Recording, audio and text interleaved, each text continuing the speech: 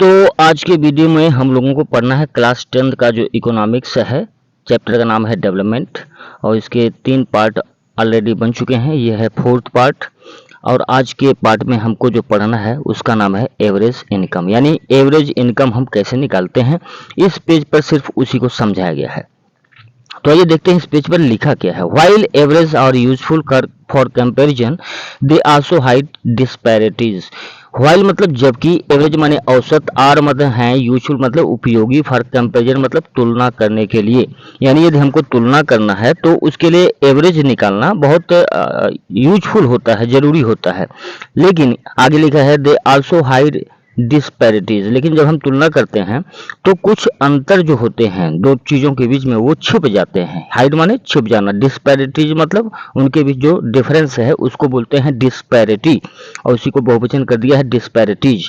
तो एवरेज जो होता है कंपैरिजन करने के लिए अच्छा तो माना जाता है, लेकिन अगर हम एवरेज के आधार पर कंपैरिजन करेंगे तो कुछ चीजें छुप जाती हैं जो हमारी निगाह में नहीं आती हैं।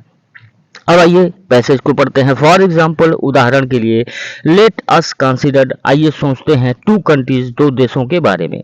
ए एंड बी, 2 देश हैं ए और बी। अब यहाँ पर इमेजिन कर रहा कि 2 कंट्री हैं ए और B.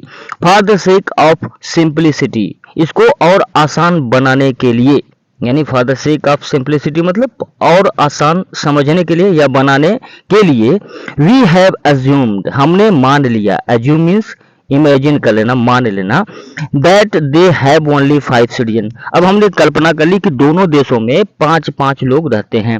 Based on data given in table 1.2 calculate the average income for both the countries. अब कह रहा है कि दोनों, एक है कंट्री ए और दूसरा है कंट्री बी। इसमें पहला आदमी, दूसरा आदमी, तीसरा आदमी, चौथा आदमी, पांचवा आदमी, 5 आदमी रहते हैं और उनकी इनकम दी गई है। जैसे कंट्री ए में जो पहला आदमी है उसकी मंथली इनकम है 9,500 यानी 9,500। दूसरा जो आदमी है उसका है सैलरी जो है 10,500 है। तीसरे आदमी की जो सैलरी है वो है 9,800 है और फोर्थ जो आदमी है उसकी सैलरी जो है 10,000 है। जो पांचवा आदमी है उसकी सैलरी है 10,200। इसी तरह कंट्री बी में पहला आदमी की जो एवरेज है, एवरेज नहीं मंथली इनकम है वो 500, दूसरा आदमी उसका भी 500, तीसरे का भी 500, चौथे का भी 500 और पांचवे का है 48,000, 48,000।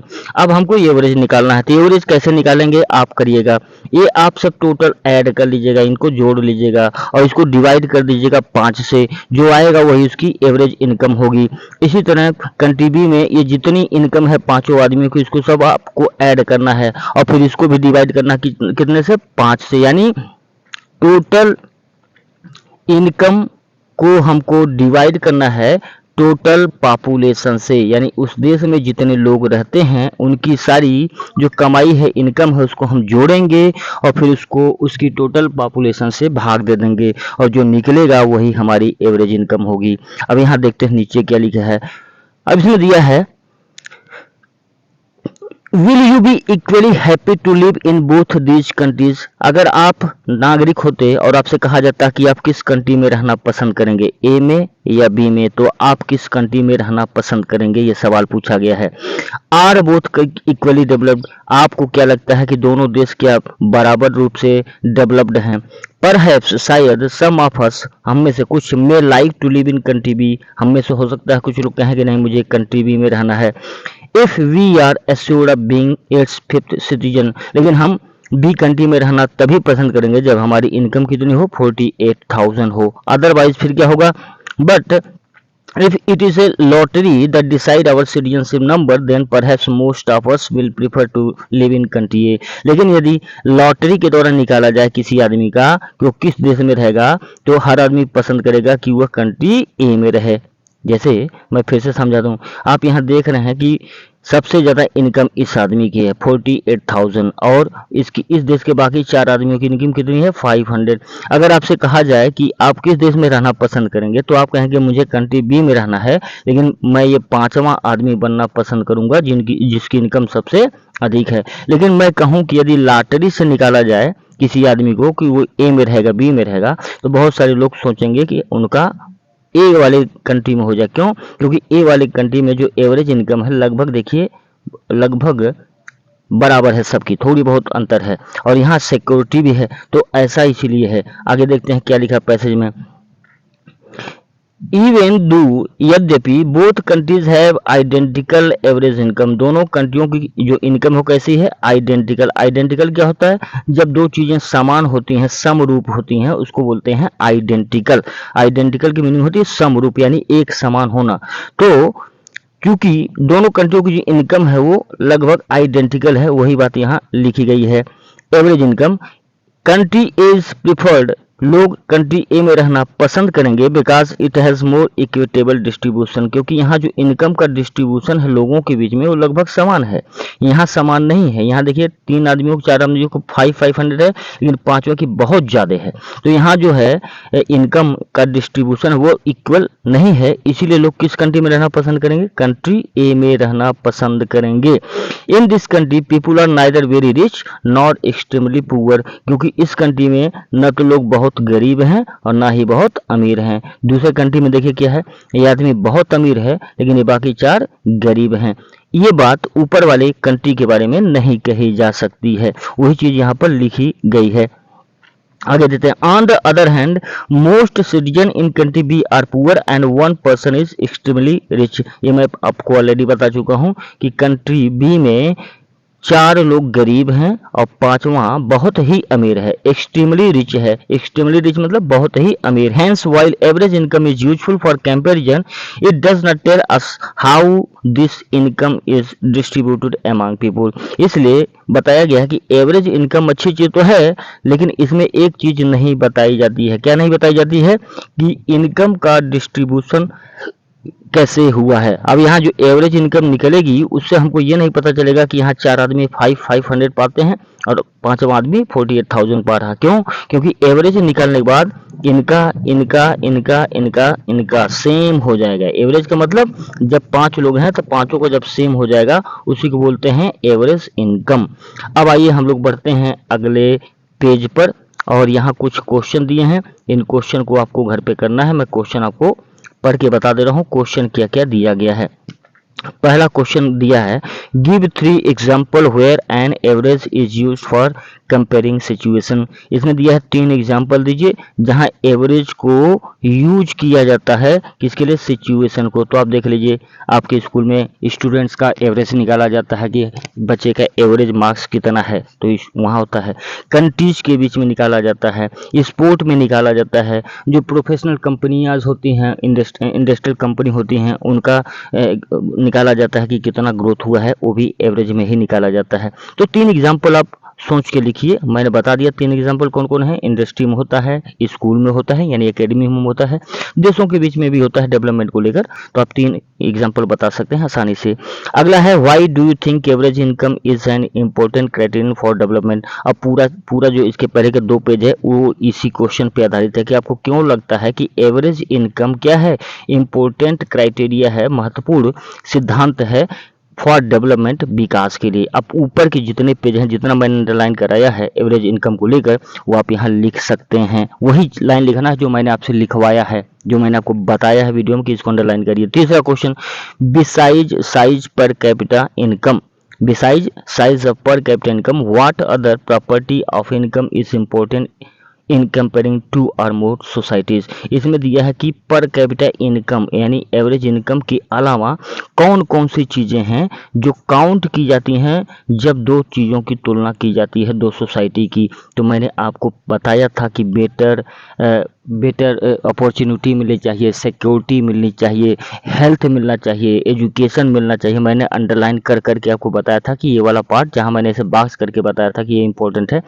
वो सारी चीज आप इस क्वेश्चन का आंसर लिख सकते हैं। यानी केवल पैसा जरूरी नहीं है, पैसे के अलावा क्या चाहिए, फ्रीडम चाहिए, और क्या चाहिए, बेटर ट्रीटमेंट चाहिए, और क्या चाहिए, रिस्पेक्ट फॉर अदर्स चाहिए। सारी चीजें वीडियो में मैंने बताई हैं, वही चीज यहाँ पर आपको लिखना है और कुछ नहीं लिखना है। आगे देखिए, सपोज रिकॉर्ड शो, मान लीजिए जो रिकॉर्ड है शो करते हैं that average income in a country has been increasing over a period of time. From this can we conclude that all section of economy have become better? Illustrate your answer with an example. इसको हिंदी में समझिए। लिखा कि suppose करिए, मान लीजिए कि जो आंकड़े हैं, रिकॉर्ड हैं, वो शो करते हैं कि average income in a country, किसी देश का जो एवरेज इनकम है हैज़ बीन इंक्रीजिंग, वो बढ़ रहा है over a period of time, कुछ समय से। जैसे आज किसी कंट्री के आदमी की एवरेज इनकम है 50 रुपया, अगले साल हो गया 60 रुपया, फिर अगले साल हो गया 70 रुपया, फिर 80 रुपया, ऐसे बढ़ रहा है। फ्रॉम दिस, इससे कैन वी कंक्लूड, क्या हम निष्कर्ष निकाल सकते हैं that all section of economy have become better, कि उस देश के इकोनॉमी जो बहुत अच्छी हो गई है। इलिस्ट्रेट माने दर्शाइए, इलिस्ट्रेट मतलब दर्शाइए your answer with an example, अब एक उदाहरण के द्वारा इसको साबित करिए। तो अभी ऊपर जो हमने पढ़ा है आप यही लिख सकते हैं कि एवरेज इनकम बढ़ने से ये नहीं पता चलता कि उस देश की सारी सिचुएशन बहुत बेटर है, और आप उसका आंसर इसी को लिख सकते हैं। ये दो कंट्री मान लीजिएगा कि एक कंट्री ए है, एक कंट्री बी है, उसके देश के 5 लोग रहते हैं, उनकी इनकम इतनी है, लेकिन इससे ये नहीं पता चलता कि सभी लोग बेटर हैं। जैसे यहाँ जब एवरेज इनकम निकालेंगे कंट्री बी का, तो यहाँ पांचों की बराबर हो जाएगी एवरेज इनकम, लेकिन पांचों की इनकम बराबर होने का मतलब ये नहीं है कि ये जो 5 गरीब हैं इनकी स्थिति बहुत अच्छी है। इसका मतलब एवरेज इनकम तो बताएगा कि ये कंट्री बी बहुत बढ़िया है। क्यों? क्योंकि इसका पैसा, इसका 500 के अलावा इसका इसका कितना पैसा डिवाइड होगा सबके बीच में, इसका पैसा डिवाइड, इसको भी 500 यहाँ से निकाल लेते हैं, तो यहाँ बचेगा आपका 47,500 बचेगा। तो इस 47,500 को हम कितने के बीच में बांटेंगे? फिर 5 के बीच में बांटेंगे, तो कितना जाएगा? 5 8 जा 5 9 जा 45, और 5 2 जा 5 4 जा 20, यानी लगभग 9 साढ़े 9 हज़ार इन सब में बढ़ जाएंगे। तो इन सब की एवरेज इनकम क्या हो जाएगी? सभी की एवरेज इनकम 10,000 के आसपास हो जाएगी, जबकि 10,000 नहीं पा रहे हैं, केवल 500 पा रहे हैं। तो एवरेज इनकम निकालने से इनका बेटर दिखेगा, जबकि ऐसा नहीं है। और नीचे वही क्वेश्चन पूछा गया है कि यदि किसी देश का एवरेज इनकम लगातार बढ़ रहा हो तो आपको क्या लगता है उस देश में सब कुछ अच्छा चल रहा है? तो इसका आंसर होगा नहीं। और आपसे कहा है कि इसको एग्जाम्पल के जरिए साबित करिए, तो एग्जाम्पल ऊपर के पेज में मैंने बता दिया आपको कि कंट्री मान लीजिए, इमेजिन करिए ए एंड बी, और उसी को लिख दीजिए, ये इसका आंसर होगा। और ये इंपॉर्टेंट क्वेश्चन है बोर्ड एग्जाम के लिए, ये 10 नंबर का क्वेश्चन हो सकता है, लॉन्ग आंसर आएगा। अगला क्वेश्चन देखते हैं। अगला क्वेश्चन दिया है, क्वेश्चन नंबर 5 को देखिए। From the text find out per capita income level of about 10-15 low income countries as per World Development Reports. अभी इसको आपको न्यूज़पेपर से या मोबाइल से, गूगल से आपको ऐसे देशों के नाम लिखने हैं जिनका जो पर कैपिटा इनकम लेवल 10-15 कंट्रीज के नाम लिखने हैं जिनकी इनकम क्या है? लो इनकम कंट्रीज है। और रिपोर्ट कैसी होनी चाहिए? World development report. आप केवल अपने मोबाइल के गूगल पे डालिएगा वर्ल्ड डेवलपमेंट रिपोर्ट और ईयर डाल दीजिएगा 2022 या 24, तो वहाँ लिस्ट आ जाएगी, उसमें बहुत सारे देशों के आंकड़े दिए गए हैं। ये आपको करंट अफेयर से मिलेगा, तो इसको भी तैयार कर लीजिएगा। ये इंपॉर्टेंट क्वेश्चन हो सकता है, इसको आपको स्वयं करना है गूगल से। आप नहीं कर पाएंगे तो क्लास में मैं आपकी हेल्प करूंगा। और लास्ट क्वेश्चन को देखते हैं। Write a paragraph on your notion of what should India do और achieve to become a developed country. अब आपको लिखना है कि इंडिया को क्या क्या करना चाहिए ताकि वो डेवलप्ड कंट्रीज बन सके। तो इसका आंसर मैं आपको ऑलरेडी प्रोवाइड करा चुका हूं। तो अब इसको, ये जितने भी क्वेश्चन दिए हैं, 5 क्वेश्चन सभी इंपॉर्टेंट हैं, 6 क्वेश्चन, इनको आप एक्सरसाइज करिएगा, यही आपके लिए होमवर्क है। और यहीं से क्वेश्चन बनेंगे, इसको लर्न नहीं करना है, केवल लिखने की प्रैक्टिस करनी है। बार बार लिखिए, इनके आंसर बार बार लिखिए। अभी कम है नहीं, अभी चैप्टर वाइज हम चल रहे हैं तो छोटा है, अभी करते चलेंगे तो आगे चल के आपको हेल्प करेगा। अब आइए हम बढ़ते हैं दूसरे टॉपिक पर, देखते क्या है। दूसरा टॉपिक हमारा है income and other criterion. Income and other criterion है, इसको देखते हैं इसमें क्या क्या दिया गया है, तो इसको देख लेते हैं। When we looked at individual aspiration and goals, जब हम लोगों की इच्छाओं को, उनके लक्ष्य को देखते हैं या जानते हैं, we found, तब हमको पता चलता है that people not only think of better income but also have goals such as security, respect for others, equal treatment, freedom, etc. in mind. Similarly, when we think of a nation or a region, we may besides average income think of other equally important attribute. सभी अभी इसी से related question मैंने ऊपर आपको बताया है कि केवल एवरेज इनकम से फ्रीडम डेवलपमेंट का पता नहीं चलता। डेवलपमेंट का पता किससे चलता है कि इनकम तो हो ही, इनकम के अलावा क्या चाहिए, सिक्योरिटी चाहिए, रिस्पेक्ट फॉर अदर्स चाहिए, इक्वल ट्रीटमेंट चाहिए, फ्रीडम चाहिए, इसी तरह की चीज़ें चाहिए और ये ज़रूरी चीज़ें हैं, यही आपका आंसर बनेगा। अभी मैंने आपको पिछला क्वेश्चन जो समझाया है इसी से रिलेटेड है, तो इसको आप यहाँ से लिखिएगा कि इनकम के अलावा क्या क्या चाहिए। तो इनकम के अलावा जो चाहिए वो देखिए यहाँ लिखा है कि पीपुल, यहाँ से लिखना है people not only think of better, यहाँ से आपको लिखना है but also have goals such as security, respect for others, equal treatment, freedom etcetera. बस इतना आपको लिखना है, इतना लिखना है। इसमें कुछ और चीज़ें जोड़नी है। इसमें क्या जोड़नी है, ऊपर की जोड़नी है, अभी मैं बताऊंगा क्या क्या जोड़ना है, नीचे का भी जोड़ना है कुछ। तो इसमें याद रखिएगा कि यहाँ आपको आंसर में क्या क्या और जोड़ना है, नीचे के पैराग्राफ में आपको बता रहे हैं।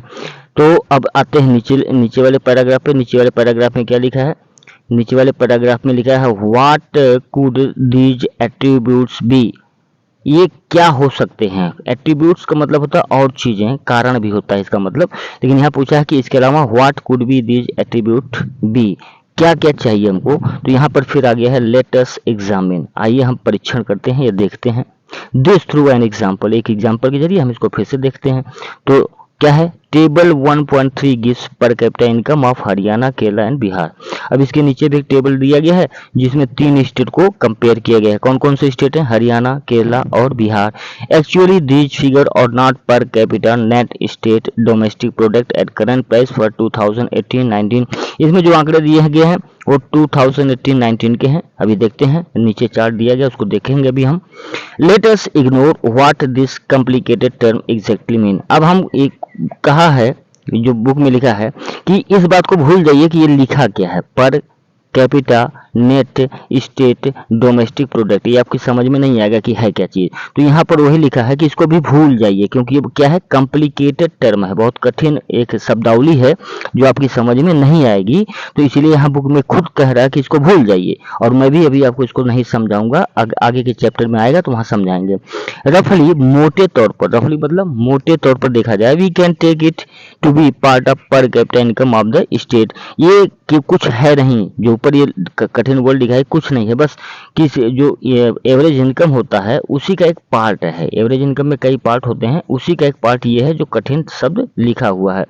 आगे क्या लिखा है, आगे लिखा है कि वी फाइंड, हमको पता चलता है that of the 3 Haryana has the highest पर कैपिटा इनकम। यानी नीचे जो चार्ट दिया गया है उसमें बताया गया कि हरियाणा का जो पर कैपिटा इनकम है वो सबसे ज्यादा है। तो अभी हम जब चार्ट देखेंगे तो वहां पर आपको एक्सप्लेन करेंगे कि हरियाणा का क्या है। हरियाणा हैज द हाईएस्ट पर capita income and Bihar is at the bottom. Bihar की सबसे कम है, हरियाणा की सबसे ज्यादा है। दिस मीन्स, इसका मतलब हुआ दैट ऑन एन एवरेज, की औसत के आधार पर, ए पर्सन इन हरियाणा, की हरियाणा का एक आदमी अर्न 2,36,147 इन 1 ईयर, की हरियाणा के एक आदमी साल भर में कितना कमाता है, 2,36,147 रुपए साल भर में कमाता है। On an average, a person in Bihar earned only around 40,982, यानी हरियाणा का आदमी कितना कमा रहा है, 2,36,147, लेकिन बिहार का आदमी कितना कमा रहा है, बिहार का आदमी कमा रहा है ओनली 40,992, जिसका मतलब हरियाणा की जो एवरेज इनकम है वो बिहार से ज्यादा है। So if per capita income were to be used as measure of development, यदि यहाँ पर हम पर कैपिटा इनकम को डेवलपमेंट के लिए मापने का पैमाना लें, Haryana will be considered most developed, तो हरियाणा को सबसे ज्यादा विकसित स्टेट माना जाएगा, and Bihar the least developed state of the 3, और बिहार सबसे निचले पायदान पर आएगा। नीचे क्या लिखा है, now let us look at certain other data pertaining to this given in table 1.4। अब कह रहा कि एक नया डाटा है उसको भी देखिए, ये आपको 1.4 में दिखाएगा। अब यहाँ पर दो टेबल बने हैं, हमको दोनों टेबल को देखना है, और दोनों टेबल को देखने के बाद हम डिसाइड करेंगे कि किस स्टेट का क्या है। तो देखिए पहला डाटा आपका ये दिया गया है पर कैपिटा इनकम, जो यहाँ इस पे दिया गया है कि पर कैपिटा इनकम किस स्टेट का क्या है। तो यहाँ देखिए क्या दिया है, हरियाणा का दिया है, कितना दिया है, हरियाणा का दिया है 2,36,147, केरला का दिया है 2,04,105, और बिहार का दिया है 40,982। ये तो हो गया पहला आपका कौन सा टेबल है? ये टेबल 1.3 है, इसको हमने देख लिया। अब इसके नीचे एक और टेबल दिया गया है, उसको भी यही देख लेते हैं। उस टेबल में क्या क्या बताया गया है। क्यों? क्योंकि हमको ये साबित करना है कि केवल इनकम ही सब कुछ नहीं होता है, डेवलपमेंट के लिए बहुत सारी चीज़ें चाहिए। तो देखिए टेबल है 1.4, इसमें क्या दिया है? हरियाणा में infant mortality rate. Infant mortality rate क्या होता है कि 1000 बच्चे अगर पैदा हो रहे हैं किसी साल, ये हर साल काउंट किया जाता है। मान लेते हैं किसी देश में एक साल में 1000 बच्चे पैदा हुए और उस 1000 बच्चे जो पैदा हुए उसमें से 200 की डेथ हो गई, तो यही 200 क्या है? वहाँ का इन्फेंट मोर्टेलिटी रेट होगा। ठीक है। और दूसरा क्या दिया है? Literacy rate. लिटरेसी रेट दिया जाता है परसेंटेज में कि किसी देश की पॉपुलेशन है, वहाँ कितने लोग पढ़े लिखे हैं, उसकी परसेंटेज निकालते हैं, उसको बोलते हैं लिटरेसी रेट यानी साक्षरता दर। और यह है नेट अटेंडेंस रेशियो पर 100% सेकेंडरी स्टेज। तो ये सारी चीज़ें हैं जिनको आपको देखना है। तो आइए देखते हैं ऊपर का डाटा। हरियाणा में क्या है मोर्टेलिटी रेट? हरियाणा में है 30। केरला में कितना है? 7। बिहार में कितना है? 32। अच्छा लिटरेसी देखिए, कहाँ सबसे ज़्यादा पढ़े लिखे लोग हैं? केरला में। उसके बाद कहाँ है? हरियाणा में। सबसे कम कहाँ है? बिहार में। तो ये सारी चीज़ें भी देखी जाती हैं डेवलपमेंट में। यही आपको लिखना है कि डेवलपमेंट के लिए केवल इनकम नहीं देखना चाहिए, उसके लिए क्या देखना चाहिए? इन्फेंट मोर्टेलिटी रेट देखना चाहिए। दूसरा क्या देखना चाहिए? लिटरेसी रेट देखना चाहिए। तीसरा क्या देखना चाहिए? नेट अटेंडेंस रेशियो पर 100%। अब इस एक चीज़ और देखना आपको कि मोर्टेलिटी रेट कितने में निकाला जाता है? 1000 पे निकाला जाता है, जबकि लिटरेसी कितने में निकाला जाता है? 100 पे निकाला जाता है। और इसके दूसरा जो दिया है नेट अटेंडेंस रेशियो, उस भी कितने में निकाला जाएगा? 100% पे निकाला जाएगा। तो ये आपको आंसर में लिखना है। कुछ ज़्यादा नहीं समझना, यहाँ से आपको सिर्फ इतना समझना है कि किसी देश का डेवलपमेंट जानने के लिए हम केवल ये नहीं देखते कि वहाँ की एवरेज इनकम बहुत अधिक है, हम ये भी देखते हैं कि वहाँ पर बाकी सुविधाएं कैसी हैं। और बाकी सुविधाओं में क्या आता है? बाकी सुविधाओं में ये आते हैं infant mortality rate, literacy rate और नेट अटेंडेंस रेशियो। इसके अलावा भी बहुत सारी चीज़ें आती हैं, बहुत सारी चीज़ें आती है। तो समझाने के लिए केवल 3 चीज़ें दी गई हैं, बाकी चीज़ें क्या क्या आती हैं कि कभी वीडियो बनाएंगे तो इसमें आपको बताएंगे। अब आते हैं नीचे जो लिखा है, ये इंपॉर्टेंट है, ये आपको रटना पड़ेगा, याद करना पड़ेगा। तो इसमें देखते हैं क्या क्या है और क्यों इंपॉर्टेंट है, डेफिनेशन क्या है और इनको क्यों याद रखना चाहिए। तो पहला है explanation of some of the terms used in the table. इस टेबल में कुछ शब्द हैं उनको डिफाइन किया गया है। पहला क्या है? इन्फेंट मोर्टेलिटी रेट, ये आपको याद करना है। क्या इन्फेंट मोर्टेलिटी रेट क्या होता है? तो देखिए क्या होता है, ये इंडिकेट करता है यानी बताता है द नंबर ऑफ चिल्ड्रन, बच्चों की संख्या दैट डाई, जो मर जाते हैं before the age of 1 year, 1 साल पूरा होने के पहले जो मर जाते हैं उन बच्चों की संख्या दी जाती है as a proportion of 1000 life children born in that particular year. यानी 1000 जो बच्चे पैदा हुए उनमें से कितने बच्चे मर गए 1 साल के अंदर, तो जो जितने बच्चे मर जाएंगे 1 साल के अंदर वही क्या होगा? IMR यानी इन्फेंट मोर्टेलिटी रेट। दूसरा क्या है? Literacy rate. इसको देखते हैं, लिटरेसी रेट भी इंपॉर्टेंट है।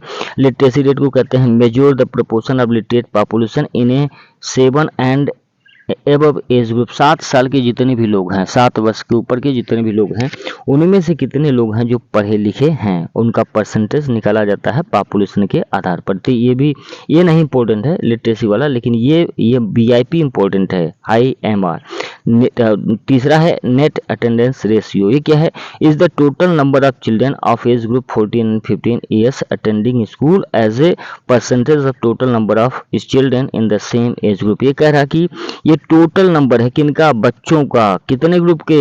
ये एज के 14 से 15 साल के जितने बच्चे हैं वो कितने ऐसे हैं जो स्कूल को अटेंड कर रहे हैं as a percentage of total number of children in the age group. यानी देश में, किसी देश में 14 से 15 साल के सभी बच्चों की संख्या ले ली जाएगी। कितना? 14 से लेके 15 साल के सभी बच्चों की संख्या ले ली जाएगी। मान लेते हैं भारत को ले लेते हैं। भारत में अगर निकालें हम तो पता चला कि 2024 में कुल 2000 बच्चे हैं जिनकी उम्र कितनी है? 14 से 15 साल के बीच में है। अब इसमें से कितने बच्चे स्कूल अटेंड कर रहे हैं? तो हमको लगा, पता चला कि इसमें से 1500 बच्चे स्कूल अटेंड कर रहे हैं और 500 अटेंड नहीं कर रहे हैं। अब इसको हम परसेंटेज निकालेंगे। परसेंटेज आप कैसे निकालते हैं? पहले देखिए 2000 में अटेंड कर रहे हैं कितने लोग? 1500 और इसको हम 100 से गुणा करेंगे, गुणे इंटू 100 करेंगे। मैं यहाँ निकाल देता हूँ रेशियो। 1500 बच्चे अटेंड करते हैं, इसको हम मल्टीप्लाई करेंगे 100 से और डिवाइड करेंगे इसे 2000 से। 2000 से डिवाइड करिए तो 3 जीरो कट जाएंगे, ये 2 जीरो यहाँ कटा, 1 जीरो यहाँ कटा। अब ये 2 5 जा 10, अब इसको गुणा कर देंगे हम इससे कैसे? 75 से। 15 5 जा 75, यही 75% क्या होगा? यही 75%, ये 75 क्या निकलेगा? नेट अटेंडेंस रेशियो निकलेगा। ऐसा निकाला जाता है। मौका मिलेगा तो आपको क्लास में भी समझाएंगे। अब हम बढ़ते हैं अगले पेज पर। अगले पेज पर देखते हैं कौन सा टॉपिक आया है। तो अगले पेज पे भी इसी से रिलेटेड टॉपिक है। इस आज की वीडियो में इसी पेज को फिनिश करके हम लोग स्टॉप करेंगे। आइए देखते हैं, समझते हैं इसको। What does this table show? यह टेबल क्या शो करता है? कौन सा टेबल? ऊपर वाला। The first column of the table shows that in Kerala, out of 1000 children born, 7 died before completing 1 year of age. But in Haryana, the proportion of the children dying within 1 year of birth was 30. इसमें कहा गया कि अभी हम ऊपर का जो table है उसमें देखें तो पता चला केरला में जो 1000 बच्चे पैदा हुए उसमें से केवल 7 की डेथ हुई, जबकि हरियाणा में जो बच्चे पैदा हुए 1 साल पूरा करने के पहले जो बच्चे मर गए उनकी संख्या कितनी है? 30 है, which is nearly 3 times more than that of Kerala. यानी केरला में अगर 1000 बच्चे पैदा हो रहे हैं तो साल भर के अंदर इसमें से केवल 7 मर रहे हैं, जबकि हरियाणा में जब 1000 बच्चे जो पैदा हो रहे हैं साल भर के अंदर बच्चे जो मर रहे हैं उनकी संख्या कितनी है? 30 है। बताइए, 7 का ये 3 गुना है, तो 3 गुना बच्चे ज्यादा मर रहे हैं। कहाँ पर? हरियाणा में। लेकिन हरियाणा में क्या थी? हरियाणा में इनकम ज्यादा थी, केरला में इनकम कम थी, लेकिन मरने वाले बच्चों की संख्या कहाँ ज्यादा है? ये हरियाणा में ज्यादा है। तो बताओ यहाँ डेवलपमेंट है? आप खुद कहेंगे ये डेवलपमेंट नहीं है। आगे देखिए, ऑन द अदर हैंड, अब हम यहाँ से पढ़ा, on the other hand the per capita income of Haryana is more than that of Kerala as shown in table 1.3। ये मैं बता चुका हूँ कि हरियाणा में पर कैपिटा इनकम ज्यादा है। Just think of how dear you are to your parents. अब आप सोचिए कि आप अपने माता पिता के कितने दुलारे हैं, यानी आपके माता पिता आपको कितना चाहते हैं। अगर आपको कुछ हो जाए तो सबसे ज्यादा कष्ट किसको होगा? आपके माता पिता को। वही बात यहाँ लिखी है। Think of how everyone is so happy when a child is born. जब एक बच्चा पैदा होता है तो कितनी खुशी मनाई जाती है परिवार में, वो बात यहाँ लिखी गई है। Now try to think of parents whose children die before they even celebrate their first birthday. तो यहाँ कहा गया कि आप कल्पना करिए किसी घर में कोई बच्चा पैदा हुआ, अभी उसका 1 साल पूरा भी नहीं हुआ, बच्चा मर जाता है, तो उनके घर में लाख रुपए की कमाई हो, खुशी मिली? नहीं मिली। क्या इसको डेवलपमेंट कहेंगे? बिल्कुल नहीं कहेंगे।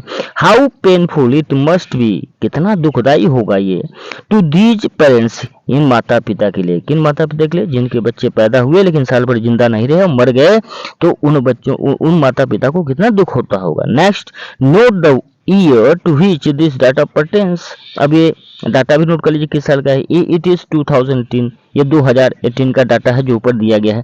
सो we are not taking of old times, इसलिए हम पुराने समय का डाटा नहीं ले रहे हैं। It is 70 years after independence, की आजादी मिले 70 साल हो गए। When our metro cities are full of high rise buildings and shopping malls, हमारे बड़े बड़े शहरों में मेट्रो रेल बन रही है, शॉपिंग मॉल्स बन रहे हैं, बिल्डिंग्स बन रही, फिर भी ये हालत है कि इतने बच्चे पैदा हो रहे हैं और हरियाणा में हर साल 1000 बच्चों में 30 बच्चे मर जा रहे हैं। जबकि डेवलपमेंट के नाम पर हमारे पास मेट्रो है, बिल्डिंग्स है, बहुत सारी चीजें हैं, लेकिन हम इसको डेवलपमेंट नहीं कहेंगे। क्यों? क्योंकि जहां डेवलपमेंट का मतलब केवल इनकम नहीं होता है, इसके अलावा बहुत सारी चीजें होती हैं। अब आते हैं नेक्स्ट पैराग्राफ को समझते हैं, देखते हैं क्या लिखा है। तो इस पैराग्राफ में देखिए लिखा है, the problem does not and with infant mortality rate. समस्या केवल इन्फेंट मोर्टेलिटी रेट पर खत्म नहीं होती है। The last column of table 1.4 shows, जो ऊपर का कॉलम है उसका लास्ट कॉलम दिखाता है, that about half of the children age 14-15 in Bihar are not attending school beyond class 8। अब इसमें जो डाटा और दिया गया है कि जो बिहार की सिचुएशन तो और ख़राब है, क्योंकि वहाँ जो 14 से 15 साल के बच्चे हैं उसमें से बहुत सारे बच्चे क्लास 8वीं के बाद पढ़ाई करना स्टॉप कर देते हैं, पढ़ते ही नहीं हैं, छोड़ देते हैं, स्कूल छोड़ देते हैं, कमाने खाने में लग जाते हैं। ये तो और भी दयनीय स्थिति है। तो क्या डेवलपमेंट है? बिल्कुल नहीं डेवलपमेंट है। आगे बढ़ते हैं। This means that if you went to school in Bihar nearly half of your elementary class friends would be missing. इसका मतलब यदि आप बिहार में पढ़ रहे हैं तो 8वीं के बाद वो जो आपके फ्रेंड हैं क्लास 6, 7, 8 के, क्लास 6, 7, 8, 5 के, वो 8वीं के बाद आपके फ्रेंड नहीं रह जाएंगे, क्योंकि वो पैसे कमाने के लिए कहीं, रोजी रोटी कमाने के लिए कहीं ना कहीं चले जाएंगे, उनकी एजुकेशन क्या होगी, रुक जाएगी। Those who could have been in school are not there. जो बच्चे स्कूल में पढ़ने चाहिए तो वो भी स्कूल में नहीं हैं। If this had happened to you, यदि आपके साथ ही हुआ होता, यदि आपके साथ, अभी आप क्लास 10th में हैं और इमेजिन करिए यदि क्लास 8 के बाद आप पढ़ नहीं पाते किसी कारण, तो आपको कैसा लगता? और you would not be able to read what you are reading now. तब आप आज जो चैप्टर पढ़ रहे हैं, ये चैप्टर पढ़ने लायक आप नहीं होते। तो डेवलपमेंट की जो मीनिंग होती है वो केवल इनकम से नहीं जोड़ी जानी चाहिए। डेवलपमेंट में बहुत सारी चीज़ें आती हैं, मैंने आपको बताया क्या क्या आता है। Infant mortality